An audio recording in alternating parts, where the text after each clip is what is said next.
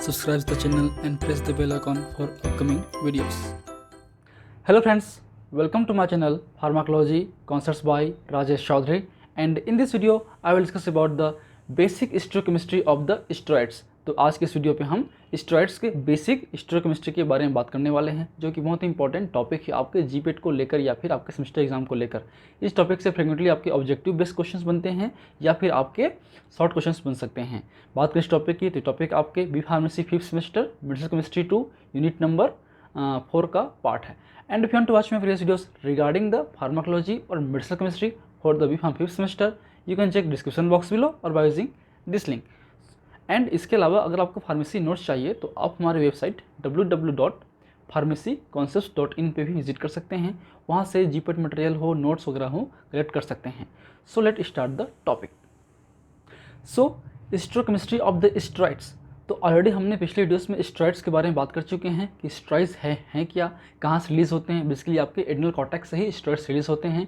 बात करें स्टेरॉइड्स की तो बेसिकली 3 टाइप्स के होते हैं, आपके ग्लूकोकॉर्टिकॉइड्स, मिनरलकॉर्टिकॉइड्स और आपके सेक्स हार्मोन। तो इन सभी पे एक कॉमन स्ट्रक्चर होता है, स्टेरॉइडल रिंग होते हैं।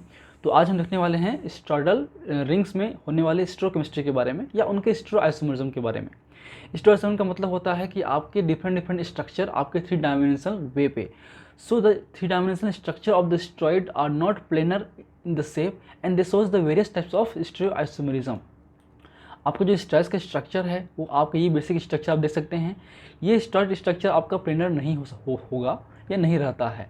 ये डिफरेंट शेप्स में होते हैं, जिसकी वजह से इनमें डिफरेंट स्टेरियोआइसोमेरिज्म होता है। मीन्स आइसोमेरिज्म क्या ही पार्ट है जिसमें आपने 2 पढ़ चुके हैं, स्ट्रक्चरल आइसोमेरिज्म और आपके स्टेरियोआइसोमेरिज्म।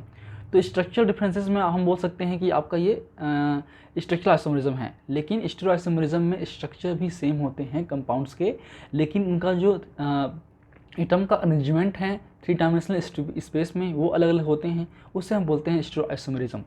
तो बात करते हैं इस टॉपिक की स्टेरॉइड्स की। तो सम कुछ टॉपिक्स हैं, कुछ कंसिडरेशन है जिसको हमको समझना पड़ेगा ताकि आपको ईजिली हो सके समझने के लिए स्टेरियोकेमिस्ट्री के बारे में, खासकर स्टेरॉइड्स की। तो ये आपका बेसिक स्ट्रक्चर है स्टेरॉइड्स का, जिसमें आपके 17 नंबर कार्बन एटम बना होता है। ठीक है, तो बात करें इसके सिमेट्रिक कार्बन की। So this have the 6 symmetric carbon और किलर सेंटर्स, कार्बन नंबर 5, 8, 9, 10, 13 और 14। तो ये आपका कार्बन 5 है, 9, 10 है, 8 है, और जहाँ पे आपका ब्रिज है 9, 5, 10, 8, 9, 13, 14। 17 पे फिलहाल इस पे नहीं है, इस रिंग पे नहीं है। अगर इस पे कोई एक्स्ट्रा साइड चेन्स जुड़ा हो तब वो आपके स्टेरियोआइसोमेरिज्म है। तो इसको हम फाइनल जो आपका नोट्स प्रोवाइड करेंगे वेबसाइट पे, उससे हम करेक्ट कर लेंगे। तो इस रिंग पे बेसिकली 6 आपके सिमेट्रिक कार्बन एटम या फिर किरल सेंटर्स होते हैं। जहाँ पे भी ब्रिज है, जहाँ पे भी 2 रिंग का जंक्शंस हैं, वहाँ पे आपके किरल सेंटर्स हैं। अब किरल सेंटर्स क्या हैं? मीन्स ऐसा किरल कार्बन या ऐसा कार्बन एटम जो डिफरेंट एटम से सेटिस्फाइड हो, जो कि 4 वैलेंसी होते हैं कार्बन के, वो चारों वैलेंसी अलग अलग एटम से जुड़े हों। तो यहाँ पे देखिए एग्जांपल लेते हैं। यहाँ पे ये कंपाउंड्स अलग होंगे, इधर के अलग होंगे, यहाँ से अलग होंगे, और यहाँ पे जुड़ा हुआ H। इसलिए चारों जो आपके वैलेंसी हैं वो अलग अलग एटम से, मॉलिक्यूल से सेटिस्फाइड हुए हैं। तो इस पर बेसिकली आपके कितने हैं? इसमें आपके 6, नंबर 5 पे, नंबर 8 पे, नंबर 9 पे, नंबर 10 पे, नंबर 14 पे और नंबर 13 पे। ठीक है, तो बेसिकली आपका इसमें पॉसिबली ऑप्टिकल आइसोमेरिज्म क्या होगा? आपने फार्मूला देखा होगा, n इज इक्वल टू या n to the power n। n क्या है? नंबर ऑफ किरल सेंटर्स, इसमें होते हैं 6। तो अप्रोक्सीमेटली 64 इसके ऑप्टिकल आइसोमर हो सकते हैं। ठीक है, तो ये किन्हें पॉसिबल है? ये आपके गोनियन रिंग में पॉसिबल है, जहाँ पे केवल C17 ही होता है। आपके स्ट्रेन पे पॉसिबल है, जिसमें आपके 18 होता है, और एंड्रोस्ट्रेन पॉसिबल है, जहाँ पे 19 कार्बन एटम होता है। 17 ये हो गया, यहाँ पे अगर जुड़ेगा 1 ये हो गया आपके 18, यहाँ पे जुड़ेगा 1 तो हो गया 19। तो क्योंकि यहाँ पर भी मिथाइल जुड़ेगा H के बदले में, तभी वो कुछ फर्क पड़ने वाला नहीं है। इसलिए इनमें जो है केवल 6 ही पॉसिबल है आपके 3 गोनियन, स्ट्रेन और एंड्रोस्ट्रेन पे। जबकि बात करें हम लोग कोलेस्ट्रेन रिंग की या इस तरीके से रिंग की, जहाँ पे आपके 17 पे भी अगर एल्काइल साइड चेन हो, अगर यहाँ पे कोई एल्काइल साइड चेन हो, तब पॉसिबिलिटीज़ आपकी 7 सिमेट्रिक कार्बन की हो सकती है। 1, 2, 3, 4, 5, 6 और 7 यहाँ पर भी अलग अलग होंगे आपके वैलेंसी स्टेट, ये भी किलर सेंटर्स होगा। तो इसमें जो पॉसिबिलिटीज़ हैं आपके 7 इसका क्लियर सेंटर्स हैं, तो जो पॉसिबिलिटीज़ हैं वो होगा आपका 128, ठीक है, जो कि प्रेग्नेंट, कोलेन और कोलेस्ट्रॉल में पॉसिबल है, ठीक है। तो इनके केस में आपके जो ऑप्टिकल आइसोमर्स हैं वो 128 तक हो सकता है, जबकि आपके इनके केस में 64 तक ही होगा। ये आपके ऑब्जेक्टिव बेस्ड क्वेश्चंस हैं। तो ये हो गए बेसिकली आपके optical isomerism. Optical isomerism basically clear centre से ही आपको समझ में आएगा, ठीक है। अब आते हैं मेन, वो है आपका जियोमेट्रिकल आइसोमरिज्म और कंफर्मेशंस। तो आपके जियोमेट्रिकल आइसोमरिज्म में सिस फॉर्म, ट्रांसफॉर्म होते हैं, और कंफर्मेशन में बेसिकली चेयर और बोट फॉर्म होते हैं। तो बात करें बेसिक स्ट्रक्चर की, तो ये आपका बेसिक स्ट्रक्चर है एंड्रोस्टोन का, बीटा एंड्रोस्टेन, क्योंकि इस पर आपके 17, 18, 19 कार्बन एटम का बना होता है जो कि एंड्रोस्टेन होते हैं। और यहाँ पे जो 5 पोजीशन पे जो आपका H है वो बीटा कॉम्प्लेक्शन वाला है, इसलिए ये एक तरीके से आपका बीटा है, 5 बीटा एंड्रोस्टेन। अब इसको अगर हम इसके 3 डायमेंशनल स्ट्रक्चर पे कन्वर्ट करेंगे, क्योंकि आपका जो साइक्लोहेक्सेन्स हैं, साइक्लोहेक्साइल रिंग हैं, ये आपके प्लेन फॉर्म पे नहीं होता, ये आपके चेयर फॉर्म पे या बोट फॉर्म पे होते हैं। कंफर्मेशन इनका अलग अलग होता है इनकी स्टेबिलिटी को अचीव करने के लिए, ठीक है। आपने पढ़ा होगा साइक्लोहेक्सेन के स्टेरोआइसोमरिज्म में या कंफर्मेशन आइसोमरिज्म में। तो absolute configuration of the molecules and any substituents is known with the solid beta. जैसे हमने पिछले वीडियो में बोल चुके हैं, जो अगर लाइन सॉलिड हो तो बीटा कॉन्फिगरेशन का है, और डिसेस हो तो अल्फा बॉन्ड का है।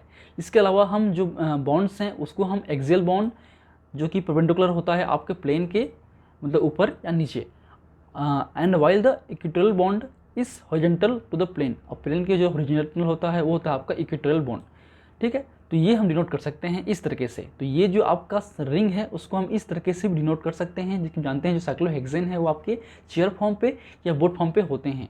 लेकिन नेचुरल अकरिंग जो आपके स्टेरॉइड्स हैं, जो कि इसमें कोलेस्ट्रेन रिंग होते हैं मेनली, सारे के सारे जो हैं साइक्लोहेक्साइल जो रिंग हैं उनमें आपके चेयर फॉर्म भी देखने को मिलता है, क्योंकि वो मोस्ट स्टेबल होते हैं आपके बोट फॉर्म से। तो इसलिए चेयर फॉर्म भी मेनली आपके अकर्स होते हैं आपके इन स्टेरॉइड्स रिंग पे। तो ये आपके बोट फॉर्म के स्ट्रक्चर हैं जो कि इस तरीके से रिंग में जॉइंट होते हैं। इसी रिंग के जॉइंट से ही हम इसके जो ट्रांस हैं इसी से हम डिनोट करते हैं, हम आगे बात करेंगे। तो ये जैसे कुछ बॉन्ड हैं जिसमें बात करेंगे, आपका एक्सियल बॉन्ड हो गया या फिर बीटा बॉन्ड हो गया। ये सॉलिड में है सेम एक्सियल बीटा, ये आपका इक्वेटोरियल है, ठीक है, प्लेन के आपके हॉरिजॉन्टल लाइन पे है, पैरेलल है, या फिर अल्फा क्योंकि डेस है। तो इसको हम लोग अलग अलग बीटा अल्फा से, या फिर आपके जो ए या ई इक्वेटोरियल बॉन्ड, या फिर आपके एक्सियल बॉन्ड से डिनोट कर सकते हैं इस तरीके से। इन सारी चीज़ों को आपको एग्जाम में नहीं लिखना है, आपको केवल समझाने के लिए हमने स्ट्रक्चर बहुत ज़्यादा दिए गए हैं ताकि आपको इजी समझ में आ सके कि हम क्या बोलना चाह रहे हैं, ठीक है। स्ट्रक्चर आपको बनाना जो है वो आपके पहले जो बताया मैं, ये एग्जाम्पल दीजिए, उसके बाद डायरेक्टली आप इस स्ट्रक्चर पर आके इसको आप क्रिएट कर सकते हैं। इसके बाद जो है आप एग्जाम्पल पर लेते हैं कि ये 2 एग्जाम्पल हैं आपके इस तरीके से, ये सारे चेयर फॉर्म पे ही हैं, लेकिन इनका जो अरेंजमेंट है इस तरीके से है कि इसे हम ट्रांस रिंग फ्यूज़न बोल सकते हैं। ए और बी के बीच में जो रिंग फ्यूज़न है वो ट्रांस है, और ए और बी के बीच में जो रिंग फ्यूज़न है वो आपका सिस है।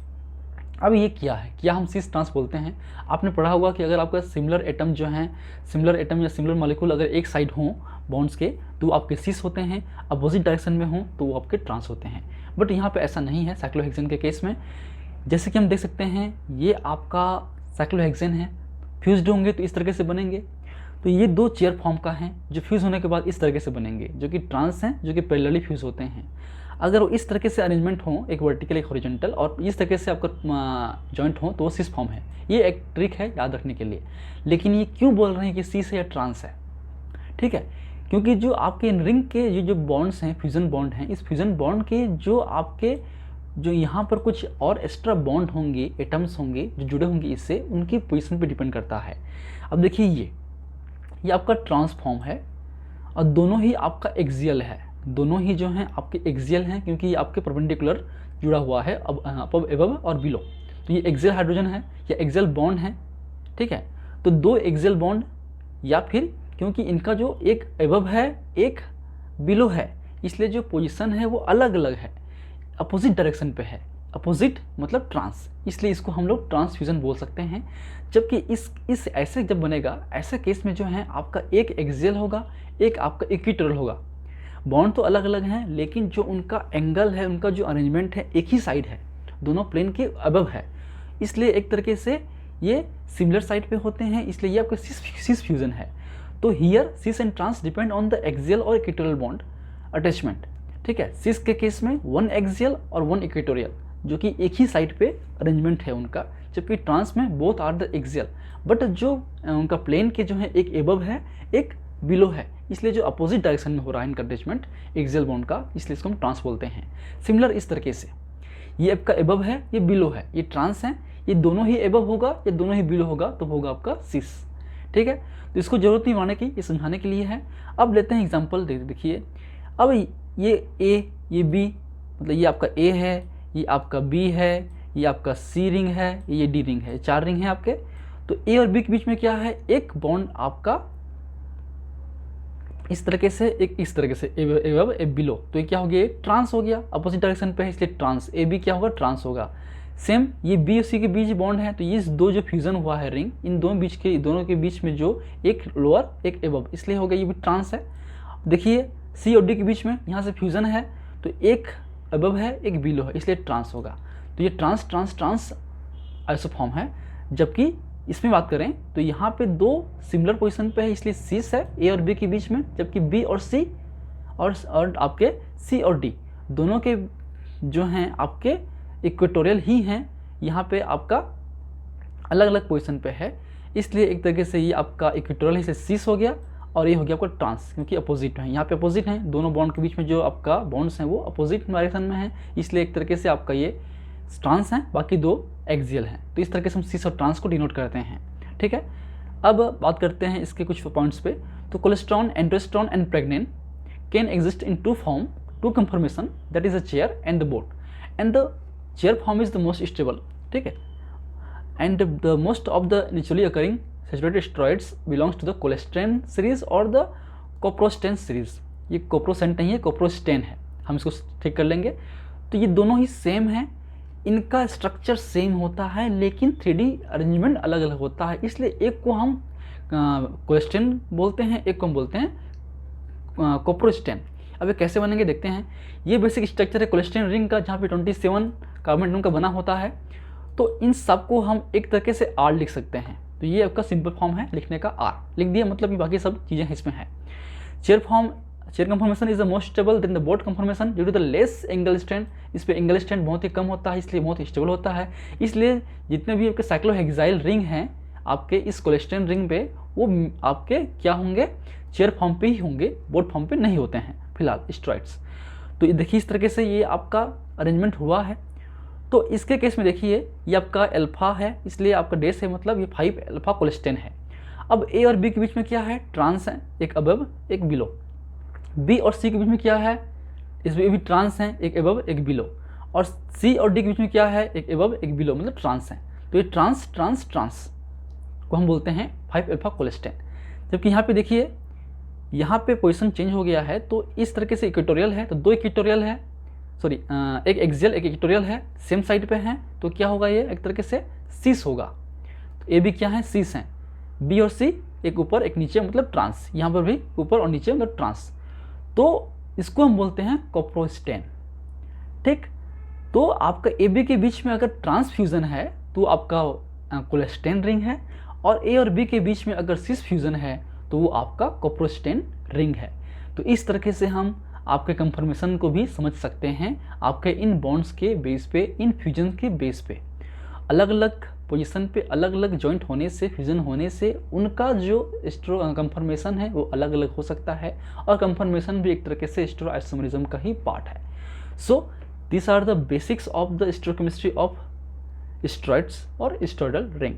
आई hope you like my videos. इसका हम नोट्स को करेक्ट करके अपलोड कर देंगे अपने वेबसाइट पे, आप जाके वेबसाइट चेक करिए, उसमें आपको ये नोट्स मिल जाएगा इस वीडियो के बाद। So if you like my videos, please press the like button, share with your friend, and any feedback please comment in the comment section, that motivates me for the upcoming videos. In last, thank you, keep watching.